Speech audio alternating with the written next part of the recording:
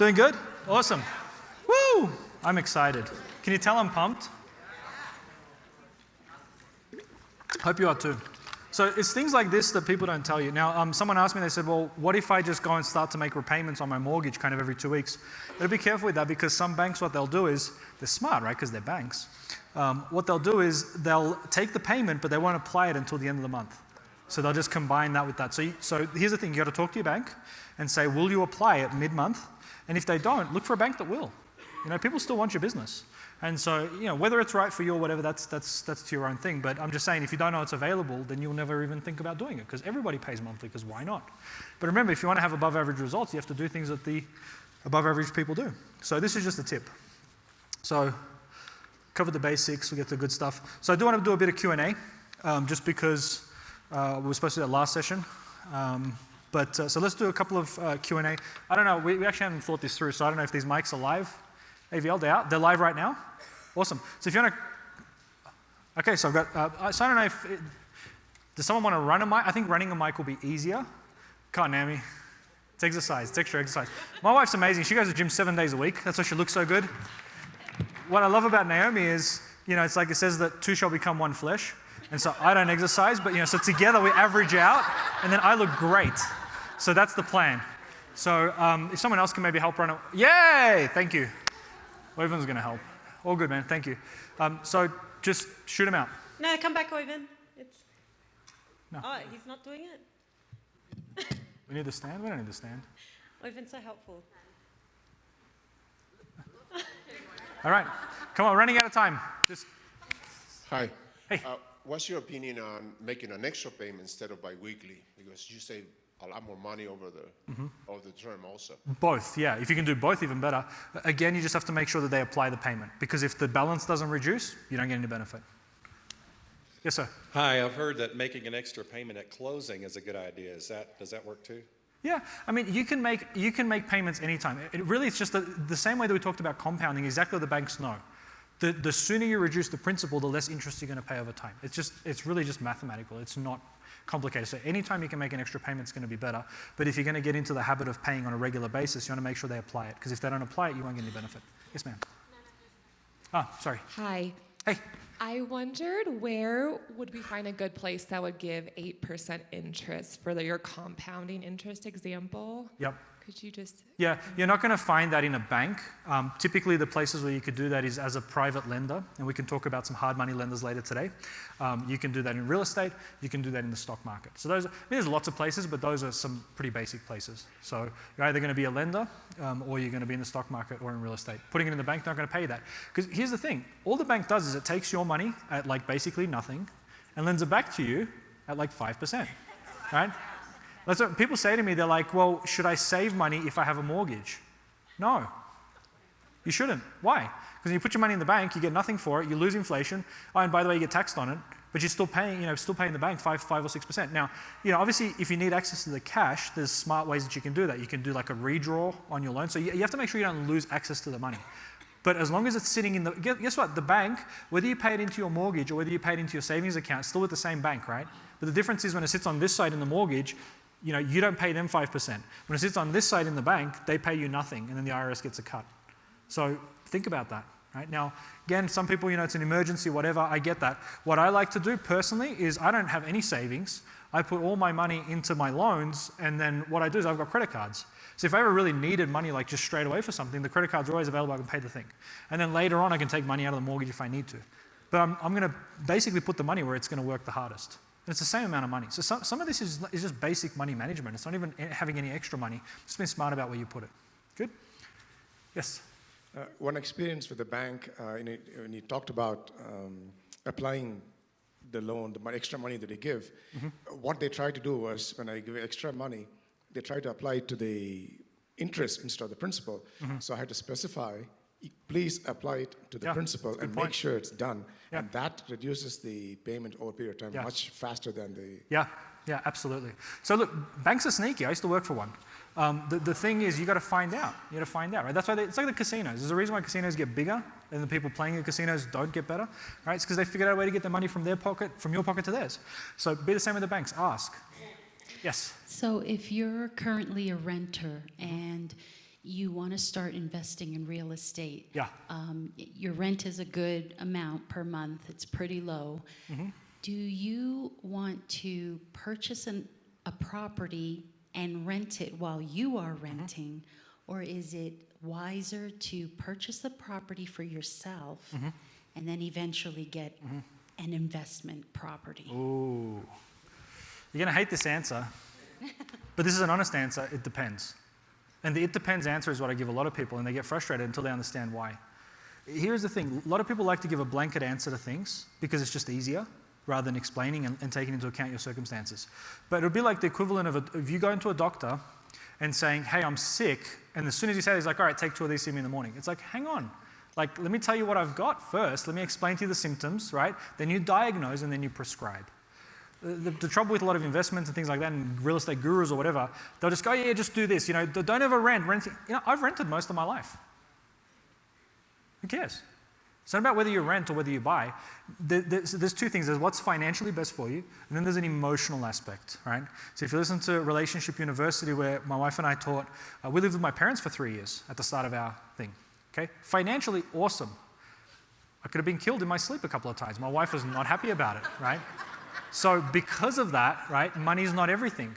The first house we bought, like our own house, was like 6 or 7 years after we got married, maybe even 8 years. We rented up until that time. But when we went to buy, I wasn't worried about qualifying for the loan. I had money, you know.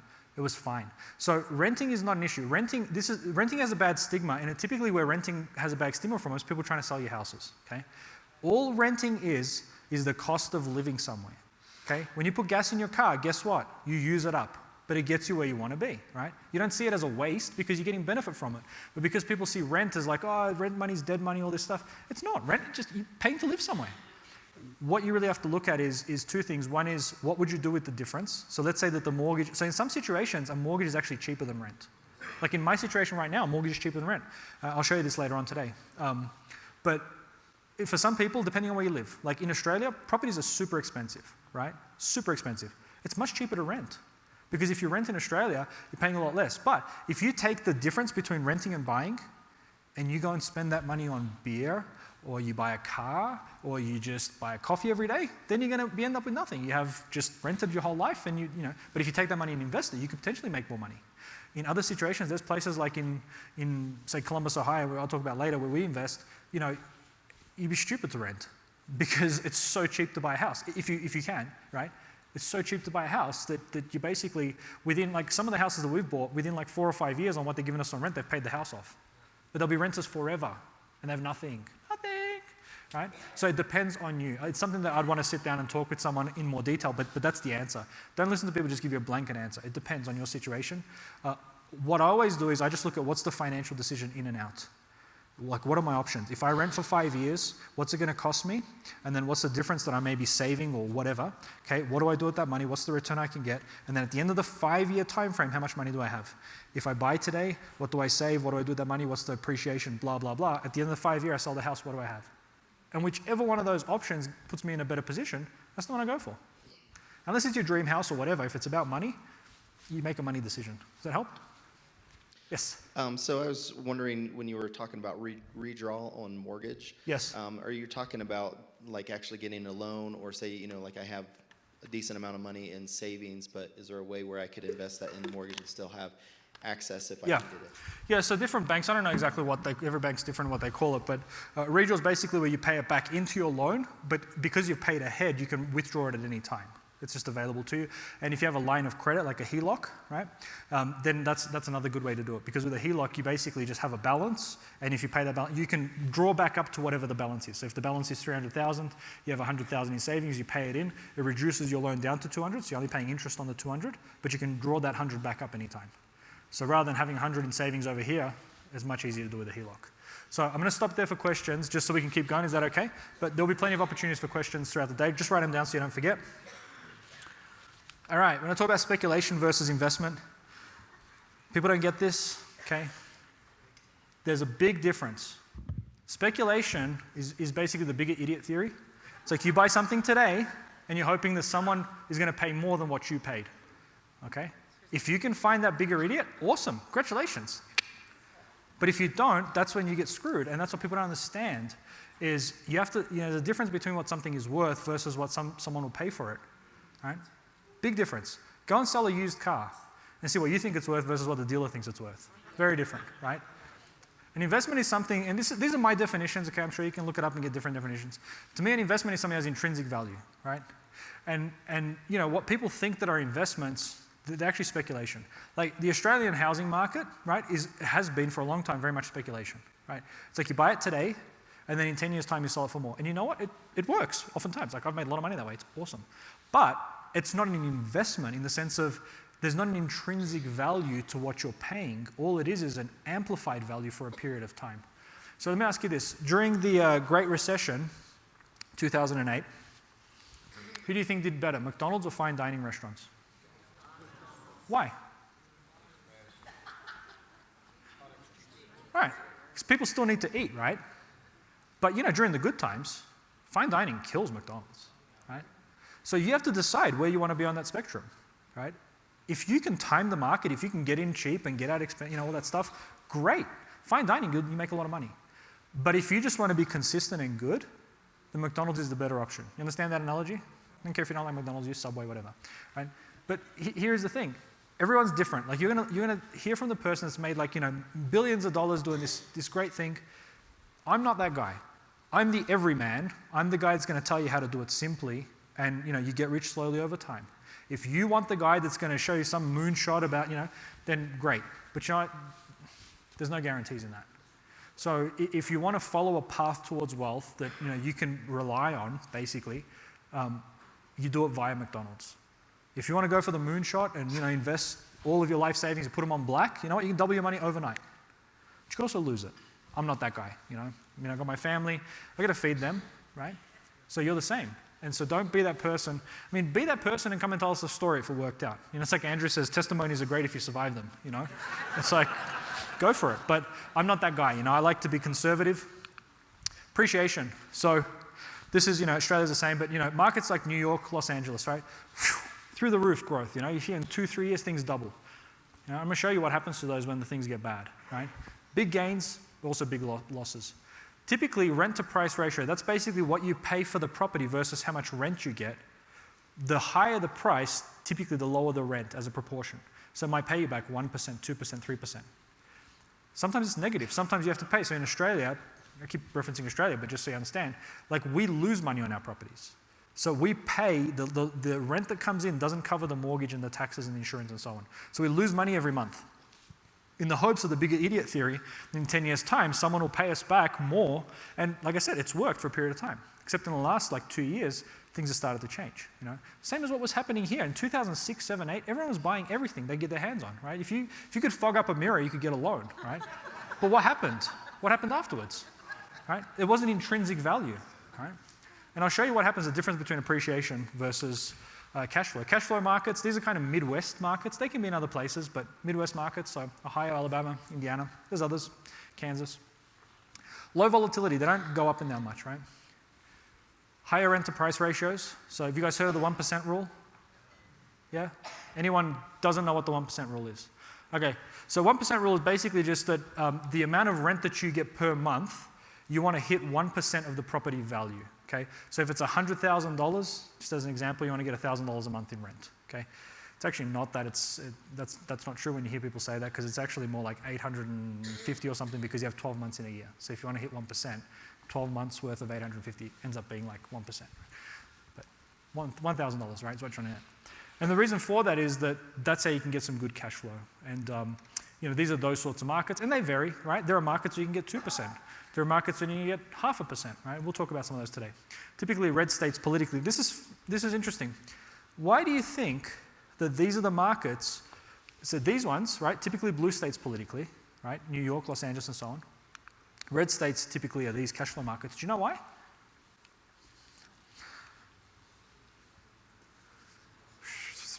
All right, I'm just going to tell you. Yeah, here's the thing, right?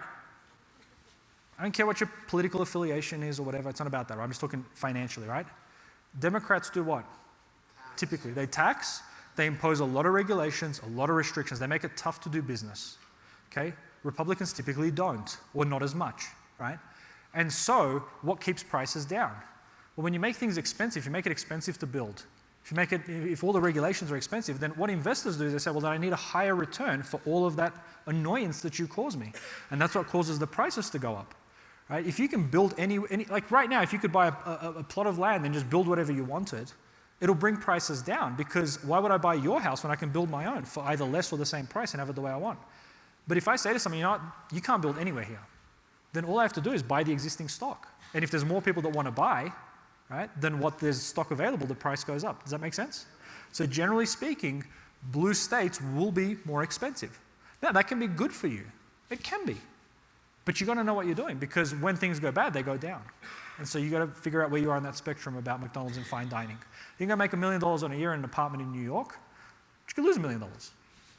It's up to you, right? I'm not that guy. So if you want that, talk to somebody else. But for me, I'm more conservative, and I'll explain to you why. Cash flow versus appreciation. Cash flow is really just money in your pocket, okay? Stream of income, it's repetitive. You want to be able to rely on it, okay? Appreciation, increase in value. I will tell you, honestly, that if I had to balance how much money I've made with cash flow versus appreciation, I've made a lot more money on appreciation than cash flow. So I'm not saying it's a bad thing, but I'm not investing for appreciation anymore. For two reasons. Number one, as I get older, not older, but older, I have to consider, because where you're on your spectrum, right, the younger you are, the more risks you can take. As you get older, you don't have as much time, so you're going to be more conservative. That's the first thing. The second thing is you have to understand the world around you is changing, right? Kodak was amazing when 35mm film was around, right? Polaroid was killing it. Where are they now? Right? It's not because they didn't make photos. Who takes more photos now than they did when they had a Kodak camera, right? So only like a third of you. Like, what's wrong with you people? Right? So it's not a lack of people taking photos or wanting to look at photos. It's that it's shifted how they take photos, right? Who loves going into their local Blockbuster store?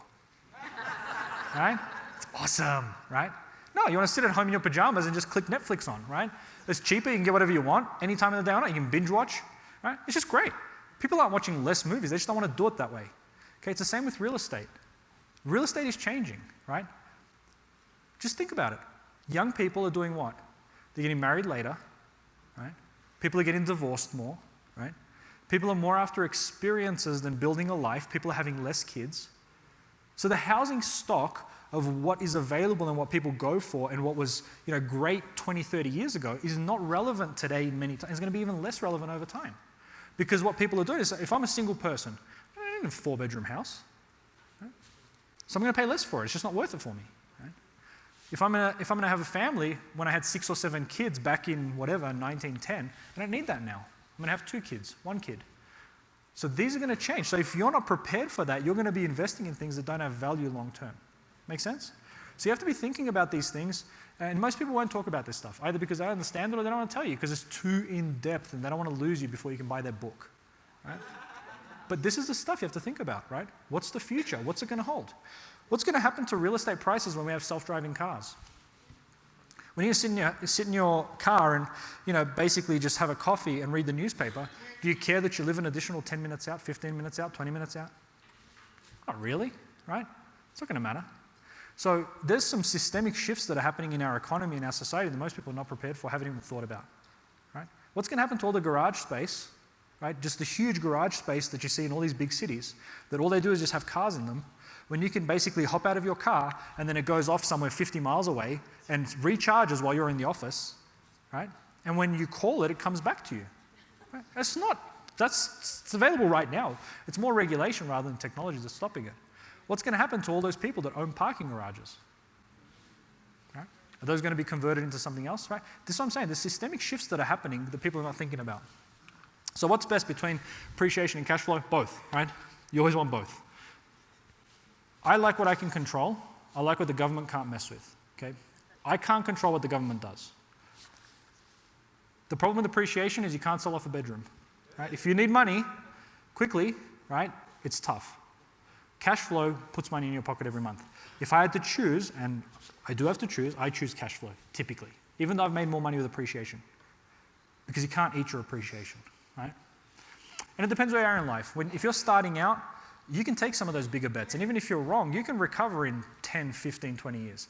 But if you're like in your 50s and 60s and 70s, you're going to be more conservative. Because if you take a big loss, good luck making it back, you know? So you have to think about those things. So that's the other thing I hate about some of these seminars and gurus. Oh, just do this. No, man, you think about it. Like, where are you at in life? You might need to be very conservative for the next period of time. Think about this.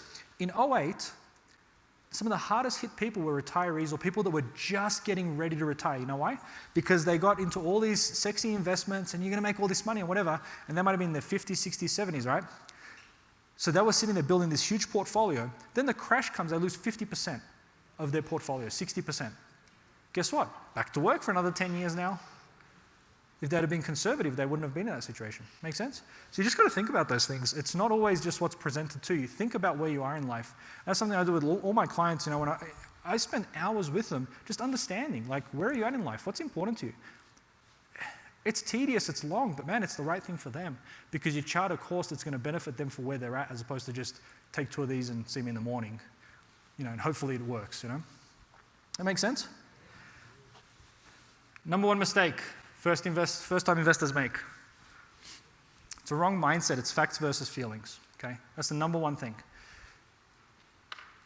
People feel safe with what they know. They want to buy in a neighborhood that they know, they're aware of, right? I want to be able to drive past it on the way home, right? It's not criticism, it's just reality, right? People do what they know. I like cat pee. Confession time. Do you know why I like cat pee? Smells like money, right? Cat pee's awesome. Smells like money.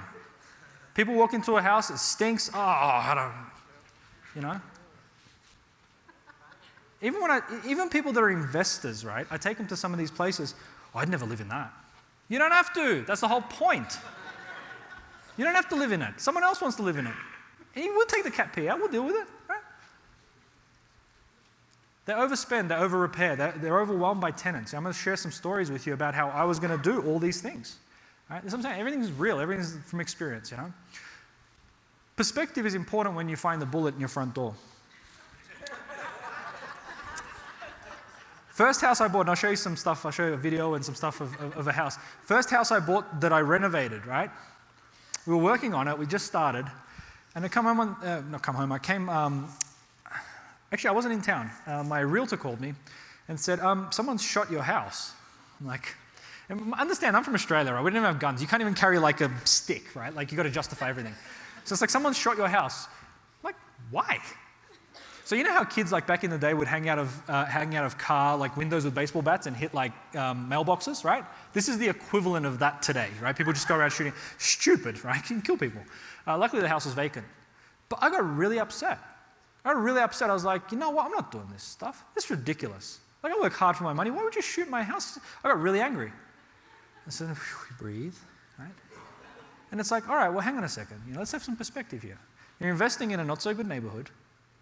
The house cost you $19,000. You're putting $13,000 into renovating it, and you can get like $850 a month. Get over it, man. It cost me, I think, I don't know, I'll show you a thing. I think it was about $75 to patch the bullet hole. Made it look nice, painted the door, it was all good. But in that moment, I was done. I'm not doing this. Right? Perspective is important, and it just comes from inexperience. And so all the stuff that I've dealt with since then, I'm good with. I don't enjoy it. It doesn't bless me, as Greg Moore would say, but I don't lose my stuff over it. And it's actually fun because when I talk to clients and then they freak out, it's like, just chill, okay? Wait till you see some of the stuff I've seen, right? And I'll share some of that stuff with you. But perspective is super important. And the problem if you don't have someone that understands this stuff and you get your friends, oh, no, man, I'd never do that, right? Then they talk you into selling or right? So perspective is important. Some of that comes with experience. Does that make sense? Yeah. All right. Let's talk about this.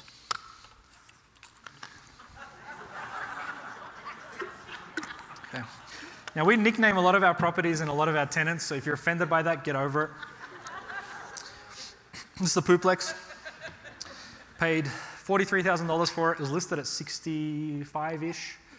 It's a duplex. Now, it's a duplex. When I say duplex, people laugh, oh, only Jews live there. No, it's just the accent, okay? It's a duplex. But basically what it is that's the top floor there. Can everyone see that? I'm using my pointer, right? And that's the bottom floor, right? What do you think? Is this a good deal? Good deal? I hated that property. Couldn't wait to get rid of it. Couldn't wait. I walked through the door, still remember it. Walk through the door of my realtor, turn left, you're in the living room. You keep going through the living room and there's all the bedrooms. But to the right, there was a whiteboard. If you're watching on video and you can't see this, bad luck. I'm not going to move it. But it was like this, right? It was an archway, okay? And then it had like a curtain. Can everyone see that? All right. So it had like a curtain like this. And so we're sitting in here in the living room with the realtor just talking. And we're just, meeting the tenants for the first time. Kind of a weird situation. It was like I don't know. It was like a man with, one of them was a woman. The other one was kind of like a guy, but I wasn't sure. It was like in between. I think he was, I think he was transitioning, right? And the reason there's a reason why I'm sharing this stuff. Some of it's just funny, but some of it I'm sharing with you because this is stuff you're going to come across, right? Some of this stuff will break your heart. I've seen kids in conditions. So this one, right? They had like 3 kids. They had like 4 dogs, 3 cats, 2 gerbils, a lizard. I don't know. They just had and it was a 2-bedroom unit, right? And you see these kids running around in their diapers, right? It's sad. So we turn the corner, we go in the kitchen, and I'm not kidding. I'm not exaggerating, right? You see how this floor here is brown, right? We could not see the floor because they'd been throwing used diapers into the kitchen for months. I've never smelt anything like it. So it's called the Pooplex. Never have I wanted to get into the basement so quickly. I mean, if you think basements stink, not that day, right? I was excited to get to the basement. It was covered. I'm not exaggerating, right? I'm not exaggerating. The whole floor was covered with diapers, just white diapers. You couldn't see the color. I didn't know what color the floor was. Yeah, that's what it was. They'd been throwing, and I've been sick. Okay, for 3 months? Like, it's disgusting. Yeah? And these kids are running around in that. It's sad, right? It's really sad. It's tough. It's tough. That's the toughest thing about some of this stuff with real estate is you get to see into people's lives things that you wouldn't normally see because they look a certain way on the outside and then, when they're on the street or whatever or at the store, but then in their house they're different. I've seen some really sad stuff. I've seen some really cool stuff as well, being able to be a blessing to people. So real estate is an emotional business, It's not just dollars and cents, right? But that place was disgusting. So we made some money, but man, I hated it. And I'll talk a bit later about why I hated it. Okay. One of the things you want to avoid in general, Chicken Little syndrome, okay? Could have freaked out and sold that place like straight away. I didn't, right? Took my time. I fixed it up. I did some things to it. So we still, like I said, I made money. But this is the challenge. Most people, they'll get alongside you. They'll tell you, I'll freak out, do this, do that. It's like, just chill. We'll be okay. We'll get there. We'll get through it, right? And sometimes just having that voice of wisdom, person of experience that can just, and for me, people have come alongside me and helped me with those things when I freaked out.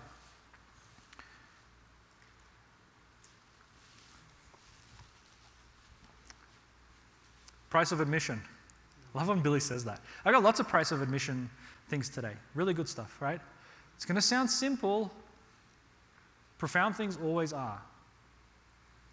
Key to making money in real estate is not having to sell. If you have to sell, that's when you lose money. Same with stocks, same with anything. If you don't have to sell, you're fine. Because you can ride out those bad times. You can ride out when something goes wrong. But if you have to sell, then you've got to find the buyer. And if the buyer is not at the price you want, you're stuck because your circumstance. So this is what people do. They overcommit, They have, $100,000, they spend their full $100,000. And then the minute someone shoots their front door, they've got to sell the house because they can't patch the bullet hole. It's a bit extreme, but, right? But that's what happens, Or they borrow up to their, right? I've done that, right? I've been in a place where I was borrowing to pay interest on my investments. That's a slippery slope, right? Borrowing to pay interest. Like I was paying interest on the interest that I borrowed to pay the interest. That's stupid. She's laughing, but it wasn't funny at the time, right? I've done it. So none of this stuff I'm telling you is theory. It's like I'm telling you. Like I've done it. It's not good. Because that's how you hear about these people make all this money and then it all comes crashing down. You think, how did you do that? Idiot. You could have lived off that forever. It's because they took too many risks, right? So again, you just be smart. No, it's not sexy. It's not going to get you, right? But it's also not going to get you here in one day. Make sense? So just be wise about your investments and what you do. And think about logic, right? Who owned house here before 2008, like born in 2006 or 7? Put your hand up, okay?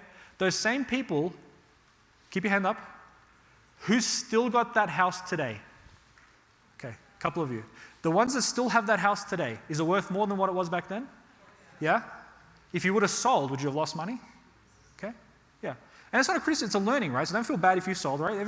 But I'm saying this is the point.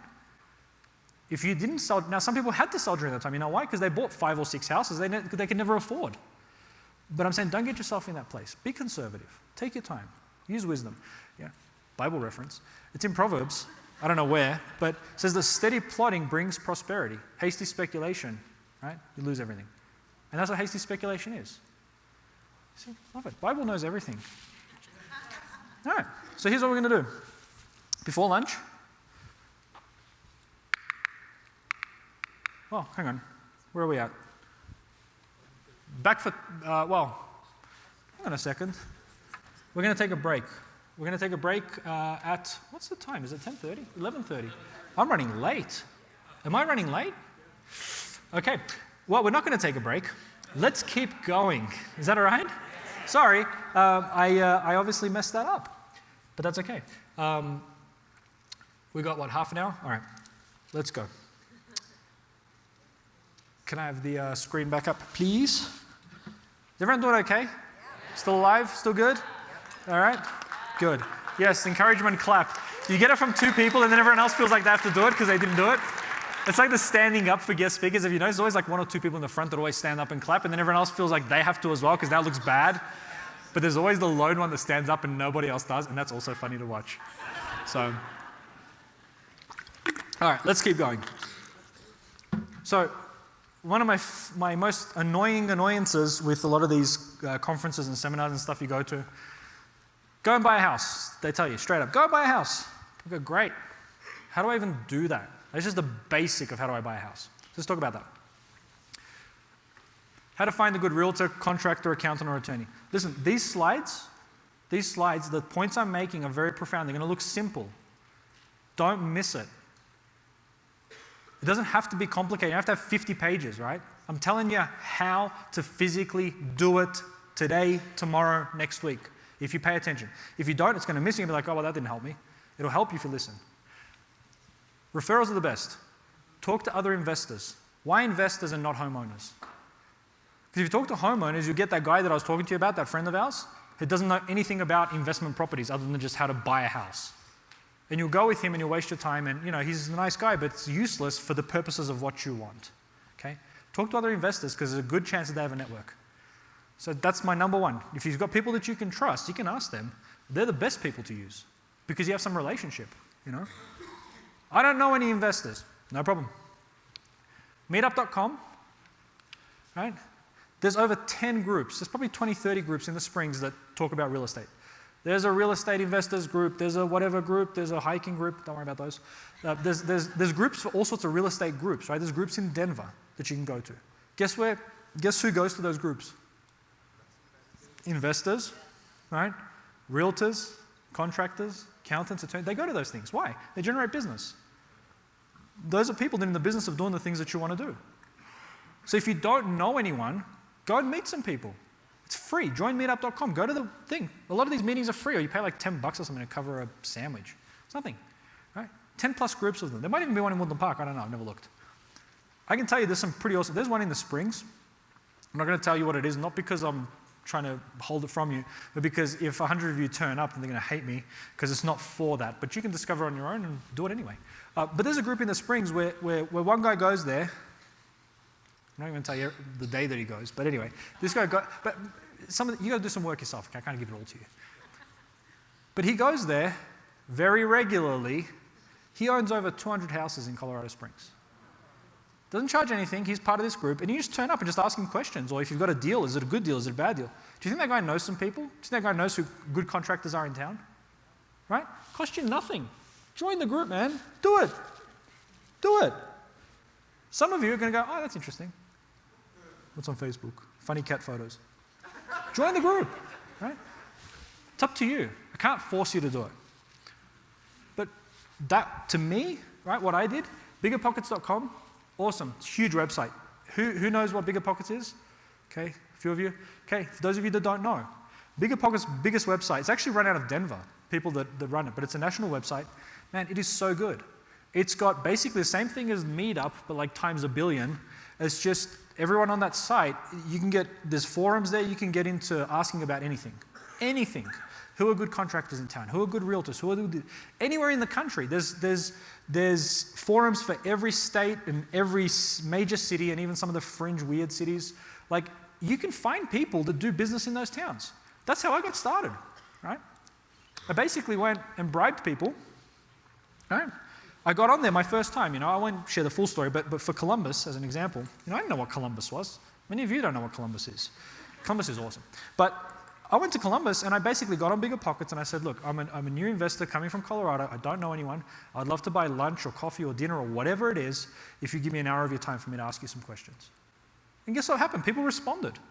So I went and met with like 3 or 4 or 5 realtors. I went and met with some investors that had nothing to give, nothing to sell me. I wanted to get some honest opinions. I met with some wholesalers, right? I spent time, I spent money, right? But I got to know those people. And I got to know the truth about what works in the market and what doesn't from people that are doing it. So if you're sitting there going, I don't even know what to do, I don't have any money, you can do this. I mean, if you can buy someone a coffee, right? Can you do it? Yes. Right? The question is, will you? Yes. Right? You don't have to buy a course or a book or whatever to do this stuff.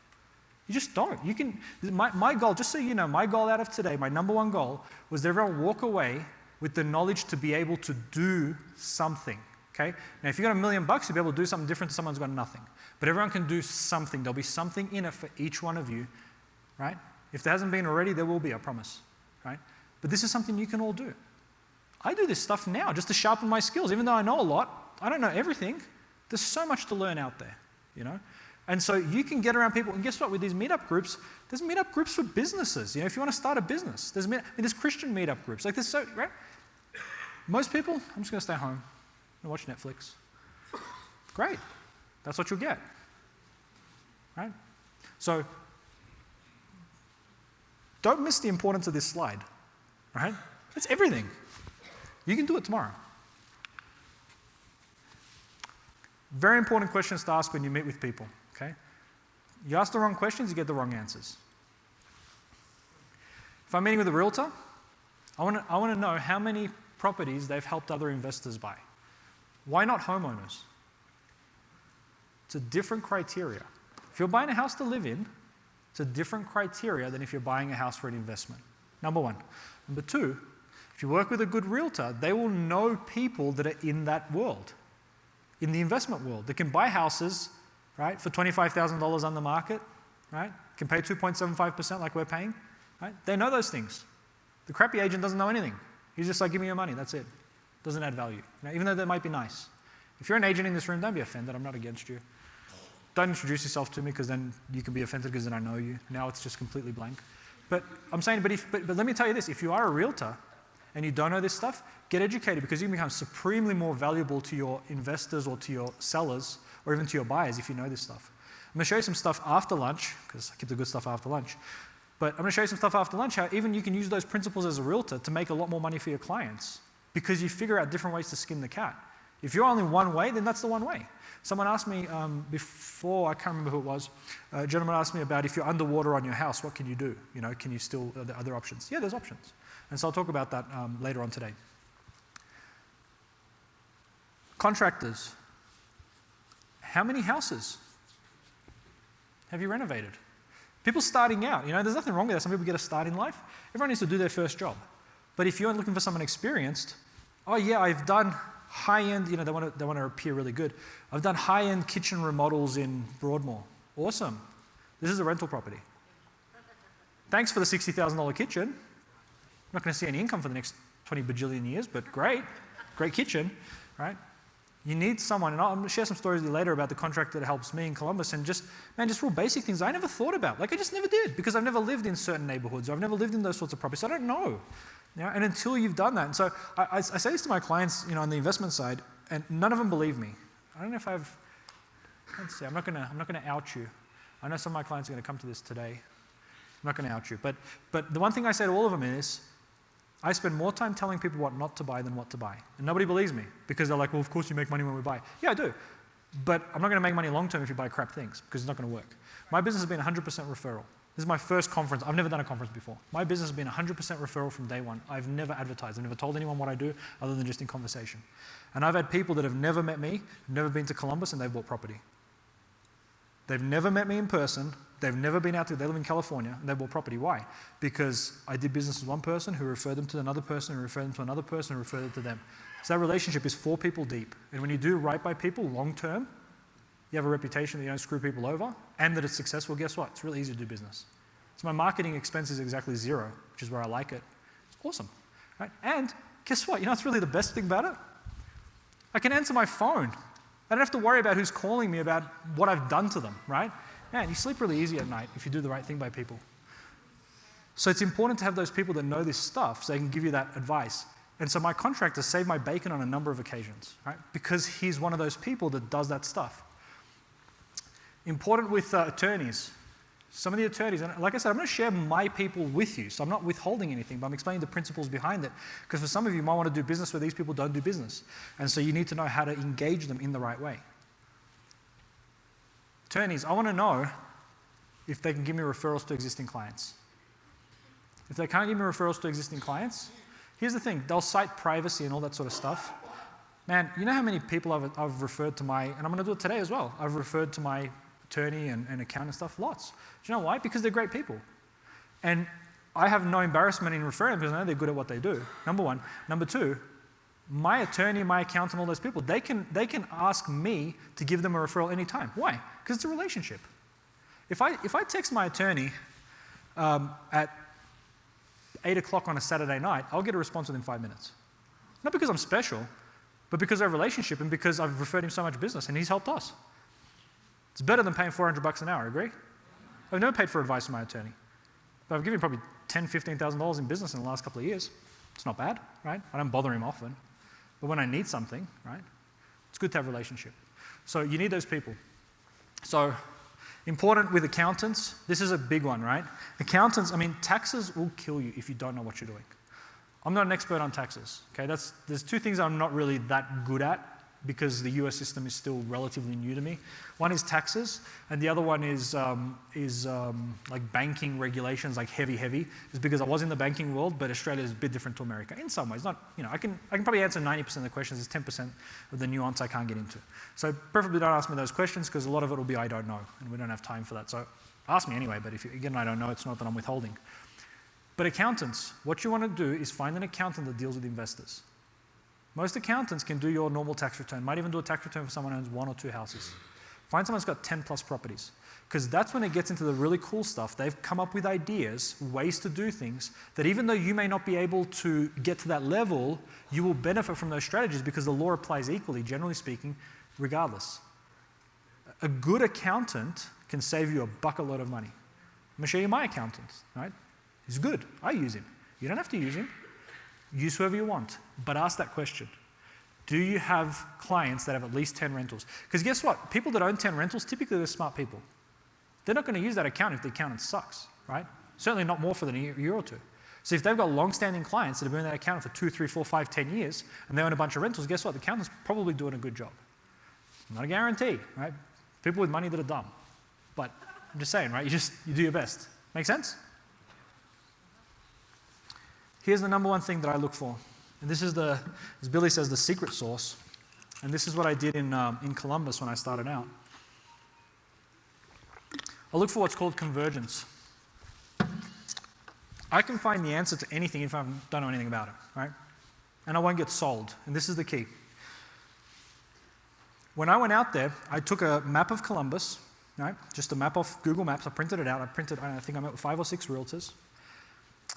And I met with each one of them individually, and I always use the fresh map. And I said, can you circle for me the places that are good to invest, right? The first answer I got, and you might get this if you do this, we can't talk about that. It's called redlining. Basically, there's some of the poorer suburbs that then didn't get loans and so on. I won't get into that, but basically they feel really uncomfortable, right? They feel really uncomfortable telling you where the good areas and the bad areas are, because typically the bad areas are the poorer areas. And sometimes the government, these community groups or whatever, send out people to really just trick them into saying the wrong thing, and then they pull them up, right? It happens. So a lot of them were like, oh, we can't talk about that, I'm sorry, that's, we don't discriminate against. So I said, look, I'm an investor. I'm looking for this, and this. where would be the best areas for me as an investor to get the right return relative to the risk that I'm prepared to take at this kind of price range? Oh, well, in that case, a good investor like that would really want to be here, would not want to be here. So sometimes you just have to ask the question the right way to make them comfortable without saying good and bad areas, right? So you be smart. But I'm just saying as an example, right? But why was I asking 5 or 6 realtors and asking them to circle? You know why? To get the difference between the truth and opinion. Because here's what happens, right? I happen to really like a part of the Springs that other people don't like. You talk to me, I'm going to be like, it's awesome. Talk to that person, oh, it's horrible, don't go there, right? How do I know what the truth is? So what I do is I'll go and ask the same question of 5 or 6 people.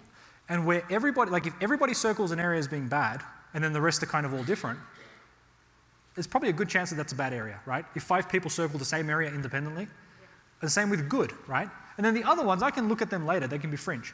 And so I went and met with one realtor, 2, and they're like, yep, that's not an area I want to be. Same one, that's not an area. So like 5 realtors later, I'm like, all right, that's an area I don't want to be, right? Same with the good. So I look for convergence, because that way I know I'm not being sold. If I ask multiple people the same question, I know I'm not being sold. Because they can't, they don't know what the other person. Don't go and take the same map with you and say, this is what the other guy said. Take separate maps, right? Right? Contractors, you know, ask them. Here's the job, what would you do? Why would you do it? Right? How much would it cost? What could go wrong? Oh, nothing could go wrong, it's going to be perfect. What's the Christian word for BS? Right? Lots of things can go wrong. I've had crazy things go wrong. You never would have thought about it.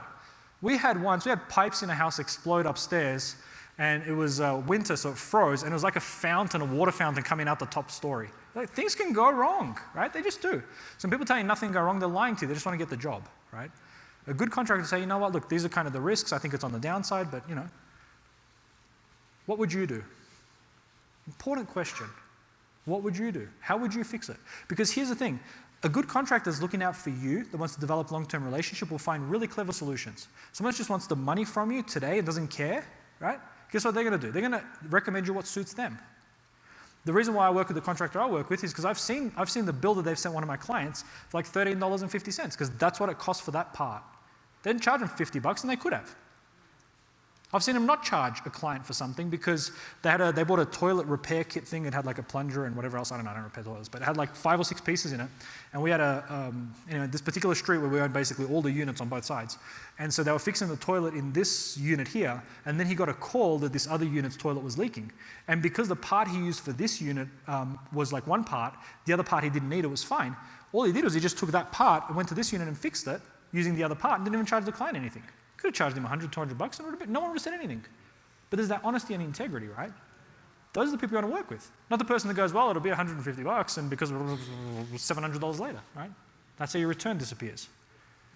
That's all you want to ask. How would you do it? My contractor say, I'll share some stories later, but like, man, he saved me so much money on things that I never would have thought about, because it didn't occur to me. And if he would have said, let's do it this way, and he was a liar, I would have believed him, because everything he said sounded reasonable, right? I mean, if the people that get screwed, they don't think they're getting screwed. That's why they're getting screwed. Otherwise, they wouldn't do it, right? Accountants, what's the best way to minimize tax on this property, on this portfolio, or whatever? What's an uncommon method others have used? You know, based on my situation, what would you do? Right? The basic questions. Because otherwise, what happens is you just go do my taxes, and sometimes people get tired, they get over it, they're busy, maybe they don't want to search. It's like, I would rather pay you an extra $300 to spend an hour finding the best way to do this if it's going to save me $5,000 versus just giving me the baseline thing, right? Some accountants, they're not creative, right? They're just not. And that's why the 10 property plus accountants, they're the ones you want to be with, right? Where do you find those accountants? Bigger pockets, meetups, right? You see, it's a circular thing. It works, right? Attorneys. This is a good one. What structure do you use to protect your own assets? Why? So I'll share details from my attorney later, but I asked him some questions. Thank you. I asked him some questions, and I said, well, can you explain why you do what you do? And it was interesting because he gave me the legal answer, and then he gave me what he does, right? And it's funny because some of it was like, yeah, but that only works for you because you're an attorney, right? Because people aren't going to sue you the way they're going to sue me. So sometimes even the advice you get from your specialists You've got to temper that, right? You've got to have some wisdom. I never go into an accountant or an attorney or anything without knowing it. I don't go there and say, teach me. I go there and I do tons of research. It's cheaper as well. Do tons of research and I go, I want to test my thinking. Here's what I've read. Here's what, why would this not work? And then you know what? You have a half an hour meeting, you pay them a lot less than saying, oh, why don't you spend 15 hours researching all the questions I have, which I could have done myself on Bigger Pockets, other websites, whatever. No, I'm just going to test my knowledge. And then that way I can get to the answer very quickly. So sometimes the advice that you get, you also need to funnel. They're giving you their best advice, but you have to funnel it for what works for you. Okay? And that comes with experience and so on. Does that make sense? We good? All right.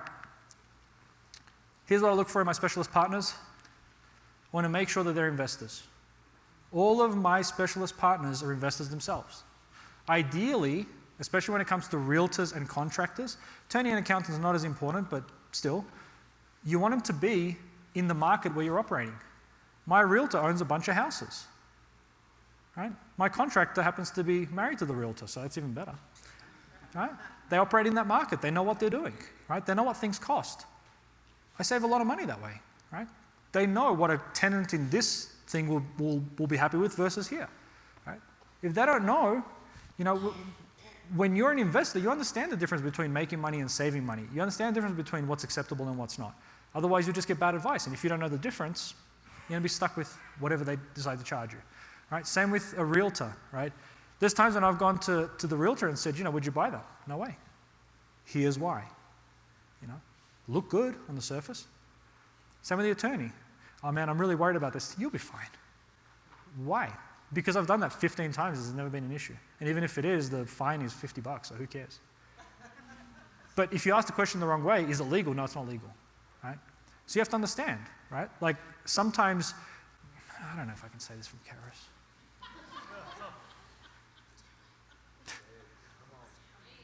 All right, let me ask you this. Who's sped here today? All right, okay. Some of you. All right. You knew what the law was, right? No, but you sped anyway. For two reasons. Number one is you weren't sure you're going to be caught. Like if your car automatically tattletaled on you the minute you went over the speed limit, you'd be driving like 5 under, 10 under, right? But it's like, what if you don't get caught, right? The other thing is you're making a decision. It's a risk reward. I want to get there in time or I want to get there quicker or whatever. And if I get a fine, I'm prepared to pay it, right? But what if the fine was we're going to impound your car and crush it and you get nothing, right? So it's the same thing with legal stuff, right? You've got to figure out the difference between what your benefit is versus, some people just want to do everything down the line and whatever, and that's great, do that. But then the cost of compliance ends up killing everything. I'm not saying do things immoral, right? There's a difference between morality and legality, right? Abortion can be legal, but it's immoral, right? Just because it's legal doesn't make it right. At the same time, just because something is illegal doesn't mean it's a big deal, right? Don't get so think about it where you just try and do everything 100% all these ways, because sometimes it just makes sense to look at what the risk is of, that city ordinance not being followed to a T, right? So that's where your accountant, especially, your attorney, especially if they understand this stuff, they can advise and they can say, well, that might be an issue. You can go spend $20,000 digging up your driveway and putting in all the stuff, or you can just pay the fine of $100 and just forget about it. And they're not going to bother you again for 5 years. Pay the $100. You can do the driveway. Expand the network, right? They know people. Because they know people, guess what? They know other people that are other attorneys, other accountants, other whatever, right? You talk to a realtor, he'll know contractors. You talk to a contractor, guess where they get their work from? A lot of realtors, right? When you get to the closing table with the realtor, guess what? Oftentimes you'll see an attorney there, right? Circle, right? So I'm saying to you, it's not difficult.